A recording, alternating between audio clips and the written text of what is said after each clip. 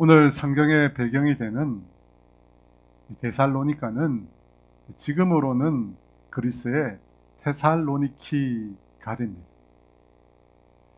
성경에 나오는 도시들이 지금까지도 많이 존재하지만 대부분 겨우 이름만 유지하는 경우가 많습니다. 그런데 테살로니키는 지금도 아테네에 이은 그리스 제2도시라고 합니다. 2000년 전에 데살로니가와 오늘날 테살로니키는 어떻게 달라졌을까요? 그리고 무엇보다 그곳에 세워졌던 교회는 지금은 어떤 모습으로 남아있을까요? 과연 성경 속 그 모습 그대로 영적인 교회로 남아있을까요? 데살로니가 교회를 묵상하면서 성경 속에 그려진 그 아름다운 신앙이 지금도 그대로 살아있기를 바라는 그런 마음을 가져보았습니다. 데살로니가는 이 바울과 실라가 빌립보 감옥에서 풀려난 뒤에 그 다음으로 도착한 도시입니다. 데살로니가에서도 바울과 실라는 복음을 전했습니다. 그 복음을 듣고 경건한 헬라인, 즉 그리스인들과 기부인들이 예수님을 믿게 되었습니다. 그러자 그곳에 있는 유대인들이 불량배들을 동원해서 큰 소란을 일으킵니다. 그 유대인들은 바울과 실라를 해치고자 그들이 머물고 있던 집을 갑자기 습격합니다. 다행히도 그 소식을 먼저 접한 바울과 실라는 서둘러 그 자리를 피해서 위기를 모면했습니다. 하지만 그 일로 인해 더 이상 데살로니가에서는 복음을 전할 수 없게 되었습니다. 바울과 실라는 어쩔 수 없이 데살로니가를 떠나게 되었지만 그 마음은 그곳을 떠날 수가 없었습니다. 자신이 전한 복음으로 인하여 예수님을 믿는 사람들이 그 땅에 생겨났기 때문입니다. 그 사람들이 이후에 어떻게 될까 바울은 걱정하지 않을 수 없었습니다. 그래서 바울은 자신의 믿음의 아들인 디모데를 데살로니가에 보내어 그곳 성도들의 형편을 다시 살펴보게 했습니다. 데살로니가로 다시 돌아간 디모데는 바울이 전한 복음을 듣고 예수님을 믿게 된 사람들, 곧 데살로니가 교회가 심한 박해에도 불구하고 너무나 아름다운 모습으로 성장하고 있음을 목격합니다. 그리고 그 소식을 바울에게 다시 전해줍니다. 데살로니가 교회 소식을 접한 바울은 너무나 기쁘고 감사한 마음으로 그들에게 편지를 띄우게 됩니다. 그 편지가 바로 데살로니가 전후서입니다. 이런 배경에서 알 수 있듯이 바울의 편지는 감사와 기도, 사랑과 택하심이라는 찬사들로 시작을 합니다. 본문 2절에서 4절까지 말씀입니다. 우리가 너희 모두로 말미암아 항상 하나님께 감사하며 기도할 때에 너희를 기억함은 너희의 믿음의 역사와 사랑의 수고와 우리 주 예수 그리스도에 대한 소망의 인내를 우리 하나님 아버지 앞에서 끊임없이 기억함이니 하나님의 사랑하심을 받은 형제들아 너희를 택하심을 아노라. 이 데살로니가 교회를 향한 바울의 찬사를 요약하면 믿음, 사랑, 소망이라는 단어들로 요약할 수 있을 것입니다. 믿음의 역사, 사랑의 수고, 소망의 인내라고 합니다. 바울은 데살로니가 교회가 이 믿음과 사랑과 소망이 가득하다고 그렇게 칭찬합니다. 여러분, 이 믿음, 사랑, 소망, 여러분 이것이 무엇입니까? 이것들은 우리 기독교 신앙의 지표입니다. 지표. 신앙인들이 추구해야 하는 목표, 방향, 기준이라는 것입니다. 그것이 뭐라고 합니까? 우리가 추구해야 될 기준이 뭡니까? 믿음, 사랑, 소망입니다. 고린도전서 13장 13절에 우리가 다 아는 말씀인데 그런즉 믿음, 소망, 사랑 이 세 가지는 항상 있을 것인데 항상 있다고 합니다. 영원하다고 합니다. 영원하기에 어때요? 가장 가치가 있는 것입니다. 그래서 우리가 반드시 우리의 신앙생활에서 추구해야 될 목표입니다. 여러분, 믿음과 사랑과 소망은 우리 신앙의 기준이요, 목표요, 방향입니다. 여러분, 내가 신앙적으로 문제가 있는지 없는지 어떻게 알 수 있을까요? 내가 건강한 신앙을 유지하고 있는지 아니면 그릇된 신앙 가운데 있는지 내가 어떻게 그것을 판단할 수 있을까요? 바로 나 자신의 믿음, 사랑, 소망을 우리가 살펴보면 됩니다. 여러분, 우리가 흔히 건강을 체크하는 지표가 있지 않습니까? 어떤 게 있죠? 체중이나 혈압, 혈당, 콜레스테롤 등등이 우리의 건강을 체크해 주는 지표입니다. 그런 지표를 통해서 우리는 내 자신이 건강한지 그렇지 않은지를 알 수 있습니다. 마찬가지로 내 신앙이 건강한지 그렇지 않은지를 체크하는 지표가 있다는 것입니다. 그것이 바로 믿음, 사랑, 소망입니다. 여러분 자신의 신앙을 점검해 보려면 나의 믿음이 성장하고 있는지, 사랑이 넘치는지, 소망이 나에게 가득한지를 체크해 보면 됩니다. 그걸 보면 내 신앙의 상태, 지금 내 신앙의 상태가 어떠한지 나 자신이 알 수 있습니다. 흔히 우리는 내 신앙을 예배 참석 횟수라든지, 내가 매일 읽고 있는 성경의 장수라든지, 기도 시간으로 평가하려고 합니다.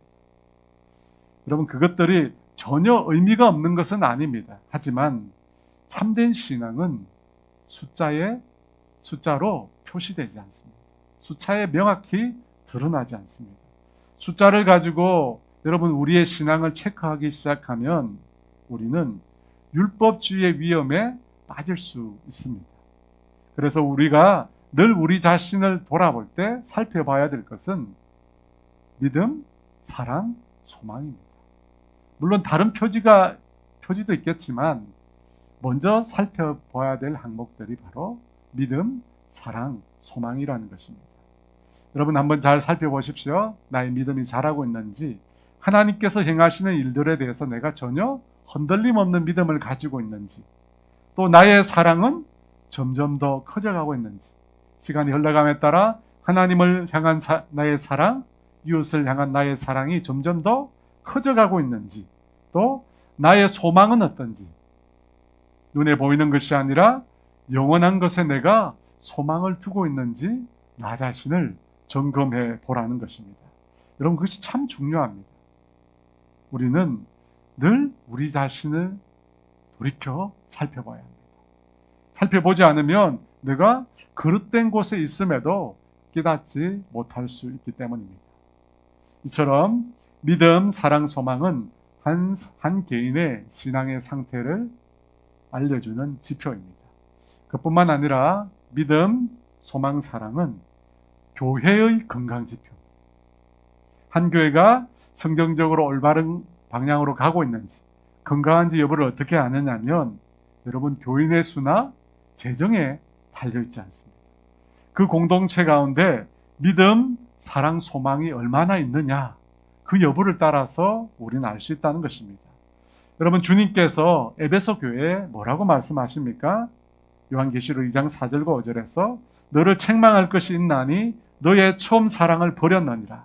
그러므로 어디서 떨어졌는지를 생각하고 회개하여 처음 행위를 가지라. 만일 그리하지 아니하고 회개하지 아니하면 내가 내게 가서 내 촛대를 그 자리에서 옮기리라. 주님께서 에베소 교회에서 무엇을 보셨습니까? 사랑을 보셨습니다. 처음 사랑.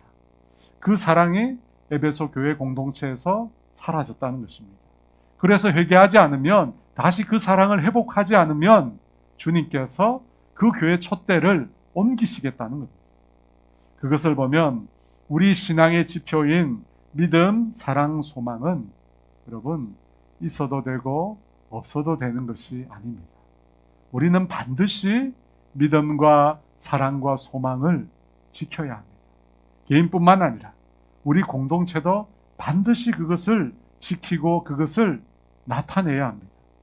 저는 우리 분당 오륜교회 모든 우리 성도님들 삶 가운데 믿음의 역사, 사랑의 수고, 소망의 인내가 계속 넘치기를 주의 이름으로 소원합니다.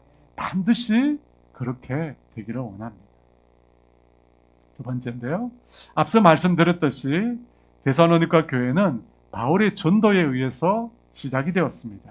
바울 일행이 빌립보에서 쫓겨나서 데살로니가로 들어갔습니다. 그곳에서 아주 짧은 기간 사도행전 17장에 보면 새 안식일에 성경 말씀을 강론했다고 그렇게 말씀합니다.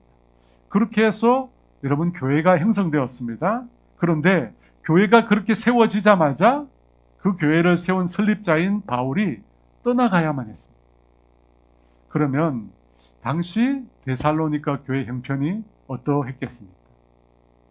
교회를 세운 설립자가 갑자기 떠나가게 된 것입니다. 교회 성도들은 이제 막 신앙의 싹을 틔우게 된 초신자로 구성되어 있습니다. 어떤 초신자입니까? 3주차, 2주차, 1주차 초신자로 구성이 되어 있었던 것입니다. 여러분 진짜 병아리들이죠. 이제 갓 껍질을 깨고 나온 것입니다. 그런데 이 데살로니가 교회를 둘러싸고 있는 형편은 어떻습니까? 심각한 핍박의 상황입니다. 유대인들이 성도들을 거세게 핍박하기 시작합니다. 그런데 그 데살로니가 교회가, 그 핍박 중에 있는 데살로니가 교회가 어떻게 되었다고 합니까?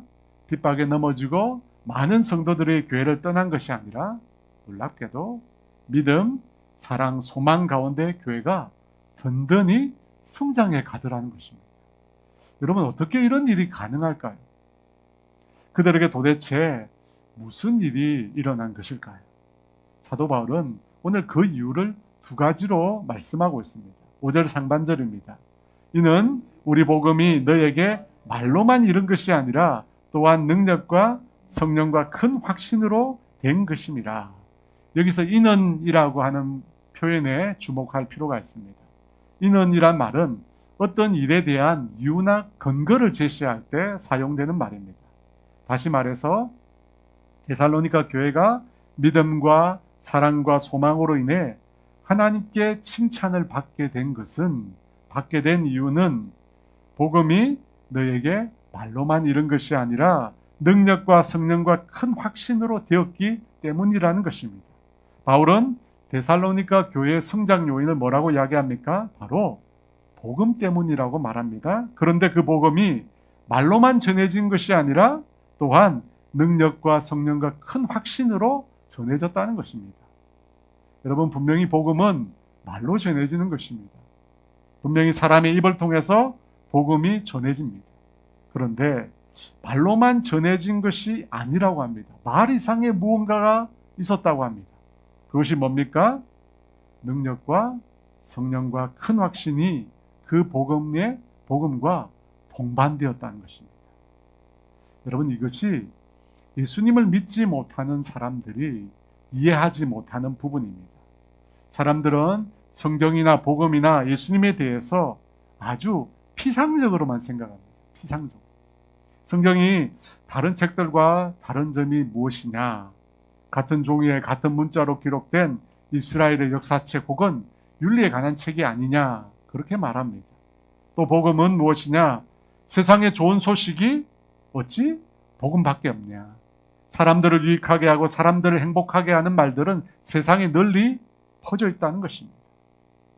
또 예수가 죽고 살아났다는 복음만이 특별하냐고 묻습니다. 또 예수님에 대해서도 왜 예수만이 유일한 존재냐? 이 세상 유구한 역사 가운데 정말 존경할 만한 사람, 따르고 싶은 사람이 한두 명이냐? 왜 예수만 믿어야 하느냐? 라고 사람들은 묻습니다. 사람들이 이처럼 그 내용이 피상적인 내용으로만 여러분 성경과 복음과 예수님을 이해하려고 하기 때문에 결코 예수님을 만나지 못합니다. 정말 진지하게 그 복음 밑에 있는 그 성경 속에 깊이 숨겨져 있는 그 살아계신 그 예수님을 진지하게 만나지 않습니다. 껍데기만 알기에 예수님을 만나지 못하고 복음을 제대로 이해하지 못하는 것입니다. 오늘 성경은 말합니다. 복음이 너에게 말로만 이른 것이 아니라고 합니다. 무엇으로요? 능력과 성령과 큰 확신으로 전해졌다고 합니다. 복음은 말 이상입니다. 복음에는 여러분 능력이 있습니다. 복음에는 성령님이 있고 복음에는 큰 확신이 담겨 있습니다. 그렇다면 여러분 복음이 뭡니까? 복음은 죄로 타락한 인생이, 죄로 말미암아 영원히 멸망받을 수밖에 없는 인생이 예수님을 믿음으로 구원을 얻는다는 소식입니다. 그런데 이 복음을 우리가 받아들일 때 어떤 일이 생기냐면 놀라운 일이 생긴다는 것입니다. 복음을 받아들일 때 우리에게 놀라운 변화가 생긴다는 것입니다. 복음을 받기 이전과 복음을 받고 난 이후가 달라진다는 것입니다. 그래서 복음에 능력이 있다는 것입니다. 그러면 복음을 받아들였을 때 어떤 일들이 우리에게 일어날까? 한 세 가지 정도 생각해 보고자 하는데요. 첫째, 우리가 복음을 받아들일 때 우리의 신분이 달라집니다. 무엇이 달라진다고요? 우리의 신분이 달라집니다. 우리가 복음을 경험하기 전에는 죄라고 하는 것에 매여서 인생은 살아갈 수밖에 없습니다. 로마서 6장 17절에 너희가 본래 죄의 종이더니, 예수를 믿기 전에 우리 모두는 죄의 종이었습니다. 죄에 속박된 자들이었습니다. 그래서 아무리 선한 일을 하려고 해도 도무지 선을 행할 능력이 없는 자였습니다. 그 상태를 성경이 이렇게 말씀합니다. 로마서 7장 18, 19절에 내 속 곧 내 육신에 선한 것이 거하지 아니하는 줄을 아노니 원함은 내게 있으나 선을 행하는 것은 없노라. 내가 원하는 바 선은 행하지 아니하고 도리어 원하지 아니한 바 악을 행하는도다. 인간이 선을 행하고자 하지만 그것을 행할 능력이 없다고 합니다. 왜냐하면 우리는 죄에 붙들려 있는 죄의 종이기 때문입니다. 그런데 우리가 복음을 받아들일 때, 예수 그리스도를 나의 구주로 받아들일 때 어떻게 됩니까? 죄의 종에서 벗어나 하나님의 자녀라고 하는 놀라운 신분으로 변화되게 됩니다. 요한복음 1장 12절입니다. 영접하는 자, 곧 그 이름을 믿는 자들에게는 하나님의 자녀가 되는 권세를 주셨으니, 우리가 복음을 믿음으로 예수님의 삶과 말씀을 우리가 온전히 받아들임으로 주님을 인격적으로 영접함으로 여러분 우리의 신분에 변화가 일어납니다. 본래 죄의 종으로 살아가는 우리가 이제 하나님의 자녀가 됩니다. 죄로부터 해방되어 더 이상 죄에 매여 있는 자가 아닌 것입니다. 죄로부터 완전히 자유한 자가 된다는 것입니다. 그 다음부터 어떻게 됩니까? 언제든지 회개를 통해서 죄의 세력으로부터 벗어나게 되는 하나님의 자녀가 되는 것입니다. 여러분, 이것이 복음이 우리에게 가져온 놀라운 변화입니다. 말로만 아니라 우리의 신분이 완전히 달라진 것입니다. 두 번째, 복음을 받아들임으로 우리에게 어떤 변화가 일어나는가? 두 번째, 우리 영혼의 상태가 또한 변하게 됩니다. 여러분, 우리는 이전에 예수님을 알기 이전에는 영적으로 죽어 있습니다. 이 말은, 죽어 있다는 말은 하나님으로부터 단절되어 있다는 것입니다. 이 대지의 뿌리를 내린 나무로부터 잘려진 나뭇가지와 같다는 것입니다. 살았다는 이름은 가졌으나 육체적으로는 살았으나 영적으로는 죽은 상태였습니다. 그래서 영적으로 보면 죽음을 기다리는 소망 없는 자와 같습니다. 그런데 예수를 믿음으로 우리가 거듭나게 되었습니다. 하나님의 생명을 우리가 얻게 되었습니다. 육의 생명이 아니라 하늘로부터 난 하나님의 생명을 소유하게 되었습니다. 그것을 요한복음 3장 6절에 이렇게 말합니다. 육으로 난 것은 육이요 영으로 난 것은 영이니, 우리가 영으로 다시 난다는 것입니다. 이제 성령님에 의해서 우리가 새롭게 태어난 새로운 피조물이 된다는 것입니다. 뿌리로부터 잘려나간 이 나뭇가지가 다시 생명의 근원이신 하나님께 접붙임 받는 존재가 된다는 것입니다. 다시 하나님과 연결이 되는 것입니다. 여러분, 성경에서 죽음은 하나님과 단절된 것이고 생명은 하나님과 다시 연결된 것입니다. 우리가 거듭났다, 생명을 얻었다, 구원을 얻었다, 모두 같은 뜻으로 다시 하나님과 연결되었다는 뜻입니다. 하나님과 연결됨으로 우리가 그때부터 하나님과의 교제가 가능하게 됩니다. 그래서 그 이전에는 나무 작대기에 불가해 보였던 십자가가 그때로부터 우리를 위해 피 흘려 죽으신 하나님의 사랑으로 우리가 보여지게 된다는 것입니다. 우리에게 그렇게 보여지게 됩니다. 왜 그렇습니까? 하나님과 다시 연결되었기 때문입니다. 우리 영이 생명을 얻게 된 것입니다. 이처럼 복음은 우리의 영혼의 상태를 변화시킵니다. 그리고 또 어떻습니까? 여러분, 우리가 복음을 믿음으로 예수 그리스도를 인격적으로 받아들임으로 그때부터 우리는 우리 인생의 목적을 발견하게 됩니다. 여러분, 그 이전에는, 우리가 예수님을 만나기 이전에는 우리는 무엇을 위해 사는지 정확하게 인생의 목적을 찾을 수가 없습니다. 나름대로 인생의 계획을 세우고 목표를 세우지만 그 인생의 계획과 목표는 우리의 참된 계획과 목표가 아닙니다. 예수를 만난 사람들은 그것을 깨닫습니다.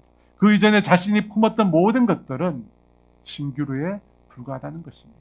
우리가 예수를 만나고 난 다음에 어떻게 됩니까? 복음을 받고 난 다음부터는 그 다음부터 우리 인생에 살아가야 될 목표가 정해집니다. 인생의 목적이 무엇인지 깨닫게 된다는 것입니다. 그것이 무엇입니까? 우리를 지으시고 나를 위해서 십자가에 죽으신 그 예수님과 하나님의 영광을 위하여 산다는 것입니다. 그런 인생의 목표가 우리 가운데 생깁니다. 여러분, 복음을 받아들일 때 우리 인생에 그런 변화가 생겨나는 것입니다. 또 어떤 변화가 있습니까? 하나님의 영이신 성령님을 경험하게 되고 성령님의 인도하심을 그때부터 우리가 체험하게 됩니다. 이전에 우리는 사탄의 지배를 받았던 자입니다. 사탄이 다스리는 이 세상 풍조를 따라서 우리는 살았습니다. 그때 우리의 삶에는 참된 기쁨도 진정한 평안도 없었습니다. 오직 육체의 욕망을 따랐습니다. 이 세상의 것이 전부인 양 정욕을 따라 살았습니다. 그런데 우리가 복음 안에서 예수님을 만남으로 그때부터 우리는 성령님을 체험하게 되고 성령님의 인도를 우리가 받게 됩니다. 여러분, 누가 예수님을 믿을 수 있겠습니까? 여러분, 생각해 보면 예수님을 믿는다는 것은, 복음을 믿는다는 것은 우리의 이성적으로는 부합하지 않습니다. 2000년 전 십자가에 죽은 예수가 나를 위해서 죽었다라고 하는 사실을 우리가 어떻게 믿을 수 있겠습니까? 예수님이 죽었는데 어떻게 그것이 내 죄를 사는 것입니까? 또 예수를 믿음으로 내가 어떻게 죄와 사망으로부터 벗어날 수 있겠습니까? 여러분, 이것은 이성적으로는 도저히 받아들여지지 않는 것입니다. 하지만 그 모든 것을 알게 하시고 깨닫게 해주시는 분이 있으십니다. 그분이 바로 하나님이 영이신 성령님이십니다. 성령님은 우리로 하여금 믿도록 깨닫도록 해주시는 진리의 영이십니다. 요한복음 16장 13절 14절입니다. 진리의 성령이 오시면 그가 너희를 모든 진리 가운데로 인도하시리니 그가 내 영광을 나타내리니 내 것을 가지고 너희에게 알리시겠습니다. 하나님의 영이신 성령님께서 예수님을 알게 해주신다고 합니다. 그러므로 여러분, 우리의 믿음은 우리 자신의 것이 아니라 사실은 성령님의 역사입니다. 성령님께서 우리에게 믿음을 주시는 겁니다. 성령님께서 우리로 하여금 믿도록 깨닫도록 해주시는 것입니다. 그뿐만 아니라 성령님은 우리를 떠나지 않으시고 평생 동안 우리와 함께 하십니다. 그리고 우리의 삶을 인도해 주십니다. 죄악으로부터 우리를 지켜주시고 우리로 하여금 의로운 삶을 살 수 있도록 우리를 견인해 주십니다. 사랑하는 여러분, 이 모든 것들이 복음입니다. 복음은 단순 말이 아니라 능력입니다. 그리고 성령입니다. 복음은 구원을 성취해내는 하나님의 능력을 담고 있습니다. 죄로 인해 죽음과 심판을 받게 된 그 인간들을 건져내는 참된 능력이 있습니다. 그 인간들을 변화시키는 능력이 복음에는 담겨 있습니다. 여러분, 누가 그 일을 이루십니까? 성령님께서 그 일을 이루십니다. 그 성령님으로 인하여 우리의 신분이 변화됩니다. 우리의 영적인 상태가 변화됩니다. 우리의 삶이 달라지는 것입니다. 이 안소니 드멜로라고 하는 작가가 쓴 이 종교 박람회라고 하는 책이 있는데, 그 책의 내용 중에 이런 내용이 있습니다. 어느 그리스도인이 된 사람과 불신자 친구가 함께 대화를 나누고 있었다. 불신자, 그래, 자네 그리스도인이 됐다지? 신자, 그렇다네. 불신자, 그럼 그리스도에 대해 많이 알겠군? 어디 좀 들어보세. 그 양반 어디에서 태어났지? 신자, 잘 모르겠네. 불신자, 몇 살에 죽었나? 신자, 모르겠네. 불신자, 설교는 몇 차례나 했어? 신자, 몰라. 불신자, 아니 자네 그리스도인이 되었다면서 그리스도에 대해 아는 게 없잖아? 신자, 자네 말이 맞네. 아는 게 아니라 아는 게 없어서 부끄럽네. 하지만 이 사실 하나는 분명히 알고 있지. 3년 전 난 주정뱅이에다 빚도 많았고 내 가정은 산산조각이 돼가고 있었지. 저녁마다 아내와 자식들은 내가 집으로 돌아오는 걸 무서워했지. 그러나 이젠 술도 끊었고 빚도 갚았고 우리 가정은 화목해졌네. 저녁마다 아이들은 나를 목이 빠져라 기다리게 되었거든. 이게 모두 그리스도께서 나에게 주신 복일세. 또한 그분이 나를 사랑하고 계시다는 것을 나는 알고 있다네. 이것이 내가 그분에 대해 알고 있는 것이라네. 사랑하는 여러분, 예수님을 알지 못하는 사람들은 신앙을 피상적으로만 이해합니다. 하지만 오늘 말씀에 복음은 말이 아니라, 말뿐이 아니라 능력이라고. 죽은 자를 살려내는, 죽은 영혼을 변화시키는 하나님의 능력입니다. 복음은 결코 학교 공부와 같은 지식으로 얻을 수 있는 것이 아닙니다. 복음은 오직 성령님에 의해서 깨달아지는 진리입니다. 성령님은 우리로 예수님을 알게 하고 그분을 우리의 구원자로 확신하게 하는 하나님의 영이 되십니다. 사랑하는 여러분, 데살로니가 교회의 성장에 바로 이 복음이 있었다는 것입니다. 이 복음 때문에 그들이 그 많은 환난 가운데서도 믿음 위에 굳건히 설 수 있었던 것입니다. 여러분, 이 복음에 우리의 모든 관심을 다 쏟아야 합니다. 왜냐하면 우리 인생을 변화시키는 것은 오직 복음이기 때문입니다. 복음 외에는 인생을 변화시킬 것이 없습니다. 복음 외에는 인생을 살릴 수 있는 것이 아무것도 없습니다. 그래서 저와 여러분은 이 복음에 우리의 모든 관심을 다 쏟아야 될 줄 믿습니다. 세 번째로, 데살로니가 교회의 성장의 두 번째 근거가 6절 말씀에 나와 있습니다. 또 너희는 많은 환난 가운데서 성령의 기쁨으로 말씀을 받아 우리와 주를 본받은 자가 되었으니. 데살로니가 교회가 성장할 수 있었던 두 번째 요인은 좋은 모델, 본이 있었다는 것입니다. 바울은 데살로니가 교회가 바울을 포함한 우리와 주를 본받았다 그렇게 말씀합니다. 여러분, 가장 좋은 교육 방법은 좋은 본을 보여주는 것임을 누구나 인정합니다. 좋은 본이 있을 때 우리가 가장 잘 배울 수 있습니다. 신앙에서도 마찬가지입니다. 여러분, 신앙은 학문이 아니기에 지식으로 다 배울 수 없습니다. 신앙은 삶으로 보여주고 또 신앙은 삶으로 배워야 합니다. 여러분, 사람의 속성 중 하나는 자신이 좋아하고 사랑하는 사람을 모방한다는 것입니다. 내가 본받기 원하는 사람을 나도 알게 모르게 그 사람을 따르게 된다는 것입니다. 사도행전 1장에 보면 예수님께서 성천하는 장면이 나옵니다. 예수님은 모인 제자들에게 예루살렘을 떠나지 말고 아버지께서 약속하신 것을 기다리라 하는 말씀을 남기고 호련히 하늘로 성천하셨습니다. 그 모습을 지켜본 제자들이 그 다음에 취한 행동이 무엇입니까? 그들은 마가의 다락방에 다 함께 모여서 마음을 같이하여 오직 기도에 힘쓰게 됩니다. 예루살렘을 떠나지 말고 아버지께서 약속하신 것을 기다리라, 그 말씀만 하셨는데 어떻게 제자들이 모여서 함께 기도할 생각을 했을까요? 그것은 평소 예수님께서 보여주신 본 때문입니다. 마가의 다락방에 모여서 전심으로 기도하는 이 제자들의 모습 위로 겟세마네 동산에서 밤이 맞도록 기도하시는 예수님의 모습을 우리는 떠올릴 수가 있습니다.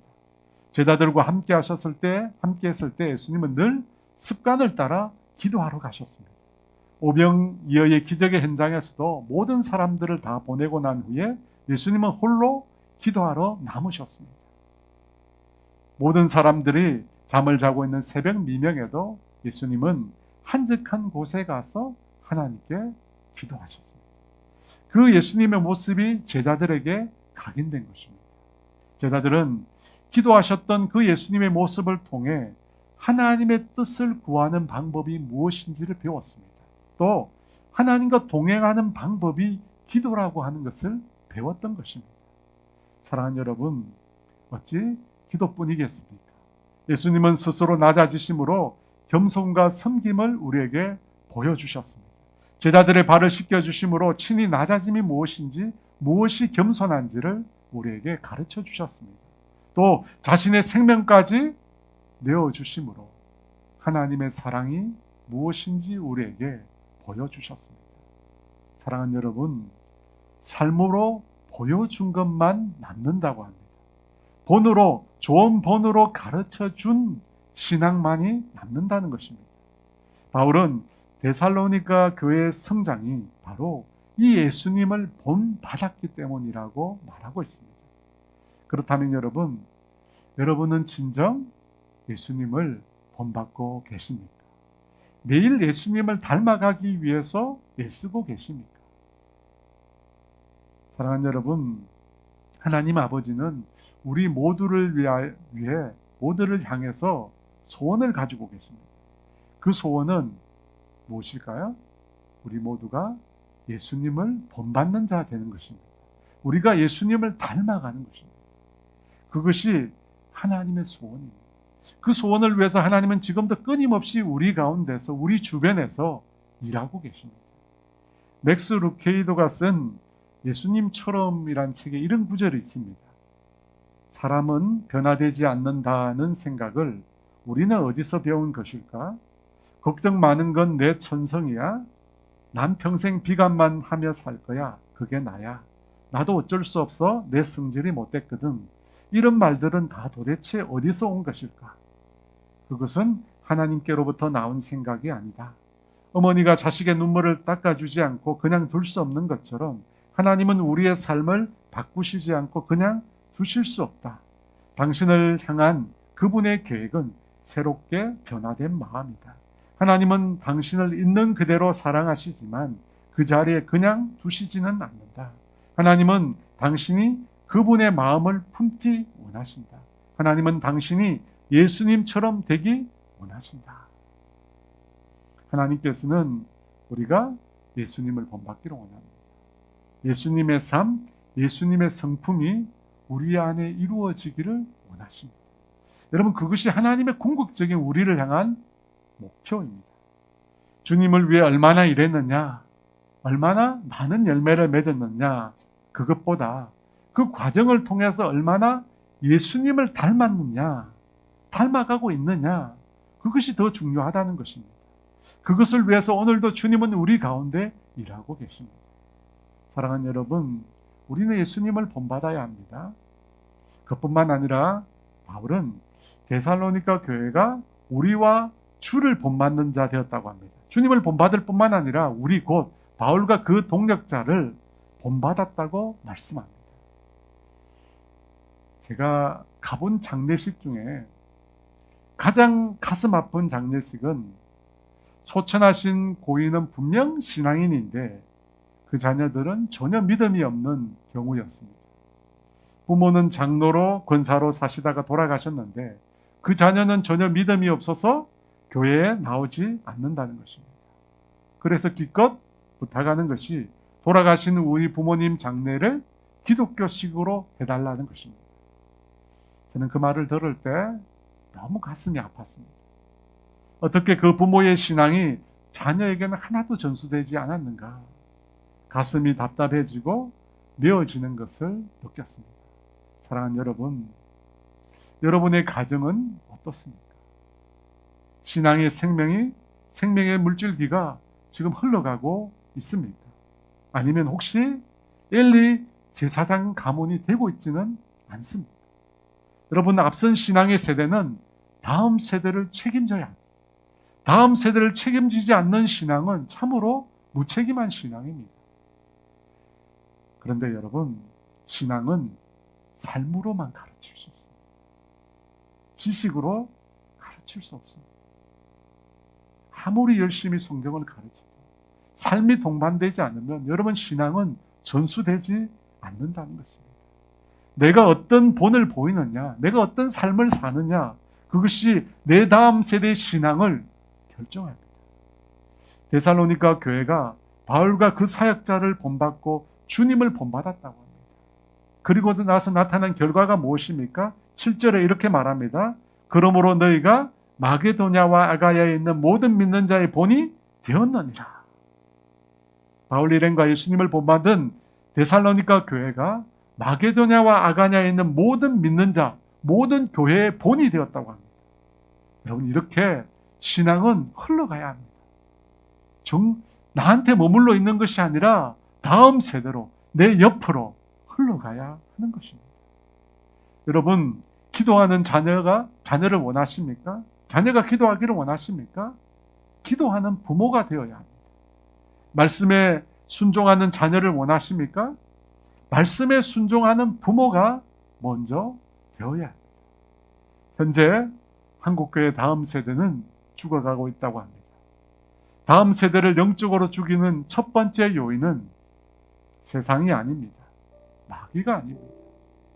바로 우리 부모 세대입니다. 여러분, 부모 세대인 나태함과 불신앙이 우리의 다음 세대를 망치고 있는 것입니다. 저는 우리 모두가 자식에게서 들을 수 있는 최고의 찬사는 나는 내 신앙을 내 부모님에게서 배웠다고 하는 고백이라고 생각합니다. 데살로니가 교회는 그런 교회였습니다. 너희가 우리와 주를 본받는 자 되었다 말씀합니다. 여러분, 이 얼마나 아름다운 고백입니까? 다음 세대의 신앙을 전수하기 위해 오늘 우리는 회개하고 우리 스스로가 새롭게 되어야 할 줄 믿습니다. 다음 세대를 향해 우리도 나와 주를 본받는 자 되라, 그렇게 말할 수 있는 저와 여러분 되기를 주의 이름으로 축원합니다. 하나님 아버지, 이 시간 하나님의 영으로 우리 가운데 충만히 임하여 주시옵소서. 아버지, 성령님은 거룩한 빛이십니다. 생명이 되십니다. 주께서 이 땅을 창조하실 때 지면 위에 주께서 운행하신 것처럼 하나님, 이 시간 우리 가운데 운행하여 주시옵소서. 거룩한 창조의 영으로, 생명의 영으로 우리 가운데 운행하여 주셨소.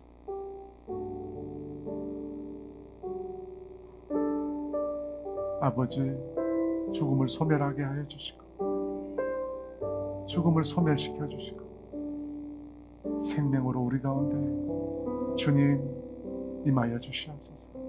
할렐루야, 임하여 주시옵소서. 아버지, 우리의 연약함을 아시오니 주님, 그 연약함을 주님의 손에 올려드립니다. 치유의 손길을 더하여 주시옵소서. 치유의 손길을 더하여 주시옵소서. 성령님, 성령님, 주님은 치료의 영이십니다. 아버지, 능치 못할 일이 아무것도 없으신 줄 믿습니다. 모든 질고들이 예수 이름으로, 예수님의 이름으로 벗어질지어다. 모든 질병들이 예수님의 이름으로 떠날지어다. 할렐루야.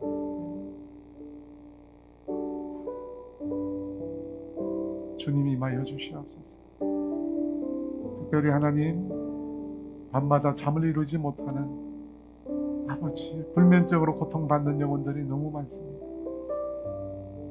아버지, 주님이 우리에게 주시는 것은 평안이라고 하셨는데 주님, 평안을 주시옵소서.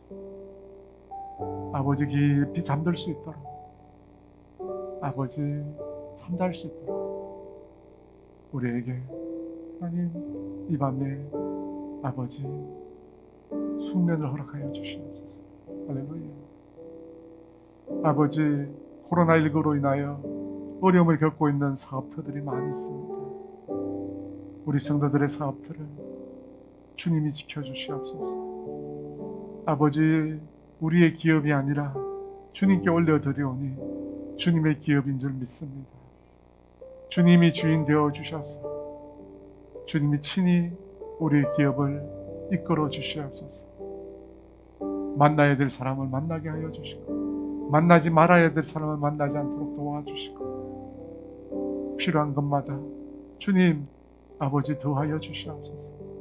주님의 나라와 의를 구하오니 필요한 모든 것들을 우리 사랑하는 성도들의 기업체에 아버지 채워 주시옵소서. 그래서 하나님 우리로 하여금 하나님이 모든 일을 행하셨다, 하나님이 하셨다 고백할 수 있도록 도와주시옵소서. 지금은 우리 주 예수 그리스도의 은혜와 하나님의 다함이 없는 사랑하심, 성령님의 교통하심과 인도하심과 위로하심, 이 자리에 함께한 모든 성도들 위해, 인터넷으로 함께하는 모든 성도들 위해 이제로부터 영원토록 함께 하시기를 간절히 축원하옵나이다.